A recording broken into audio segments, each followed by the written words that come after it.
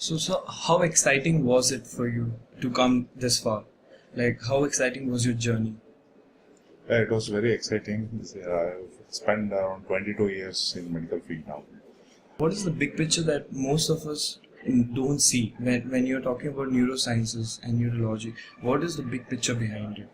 The main thing, people believe that neuroscience there is no treatment available, and actually, our brain and spine, there are a lot of things which nowadays we can treat, and but the main problem is they don't come to us very fast.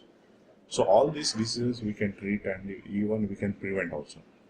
So the main thing is majority are painless disease. So even if a patient and the symptoms are there are various symptoms because our brain has various functions and depending on which function is affected, the symptoms will be very vague and they may be missed also. And some patients won't be aware because they are having the disease also because that part where the awareness is required it is lost. So depending on various symptoms which they are having, if we could recognize, then there are medical treatment, there are intervention treatment. What do you think in terms of neurosciences? What is the major Yeah, challenge? see earlier it was decade of for cardiac. Now I think this decade is for neuroscience. There are various inventions from CT, MR to new fluoroscopy machines, interventions, and even surgical also. So the main barrier now is the lack of awareness among general public that these are the symptoms for these specific diseases and that they need to come faster to the hospitals.